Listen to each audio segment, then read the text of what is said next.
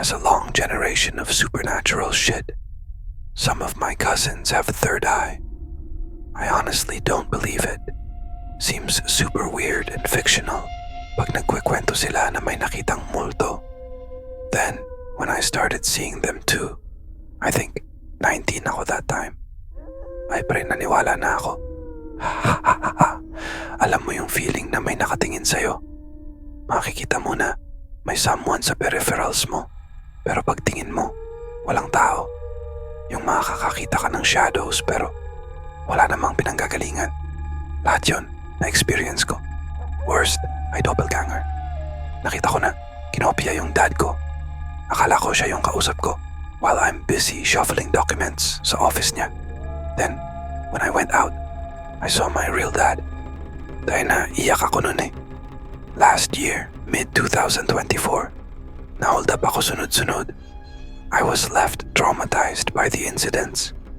Siyempre, I'm vulnerable because I think my mental health is at lowest. Nagsimula ako dalawin ng isang weird lady sa panaginip. Said lady was beautiful. Mind you, bakla ako so I know what I'm talking about. Ang ganda niya shit. Mestiza wearing black dress. Pero kahit anong pilit ko alalahin ang mukha niya, di ko maalala. I am an artist as well. I'm a painter. I could paint detailed scenes based on my memory. Pero ito lang talaga yung time na di ko ma-figure out paano ipinta yung mukha niya. Basta, ang naalala ko lang, nakatayo siya, watching me sleep.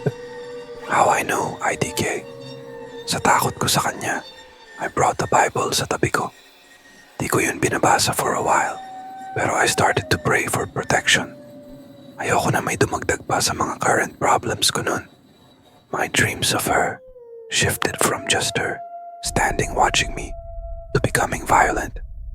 I don't know if effect ba yun ng trauma ko kasi nga na-hold up ako or what. Pero I wake up screaming multiple times. Minsan, nasapa ko pa tatay ko kasi he's trying to wake me up. Then, it started to become much more physical. Sometimes, pag maganda tulog ko, I would be shaken violently.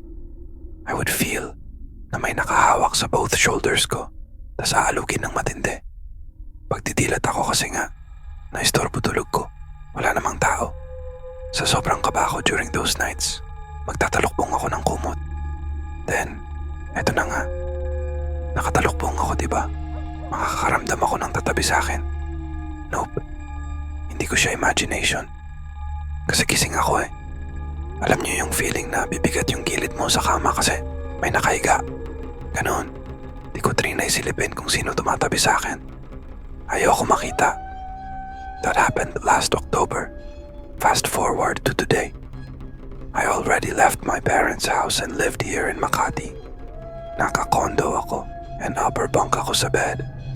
Dahil na napanaginipan ko yung girl after months of no experiencing paranormal shit. She's screaming. I still can't remember her face. I might dream. I am not in my room or a place I could recognize. Pero I know nakahiga ako sa kama, facing her. Physically though, nakahiga ako patagilid, facing the wall. Ganun position ko para di ako mahulog kasi nasa upper bunk nga ako. Dahil na, may humila ng shoulder ko pakabila, so ending, I would face the ceiling. Di ako nakakumot nito. Pagdilat ko, bukas naman yung ilaw na nagsisilbing nightlight namin. Pero sigaw ako ng sigaw. Nagising roommate ko. I looked at the time, 4:30 a.m. So nagtalokbong ako. Pagkakaalala ko, sabi ko, fuck ito na naman. Then slept again. Daena, di pa ako nahihimbing. I felt someone crawling from my feet towards my chest. Like yung kamay at mga paa na dumadagan ganun. Mabigat siya at nararamdaman ko na physically andun yung something na yun with me, waiting for me to be curious and open my eyes. Di ko binuksan mata ko.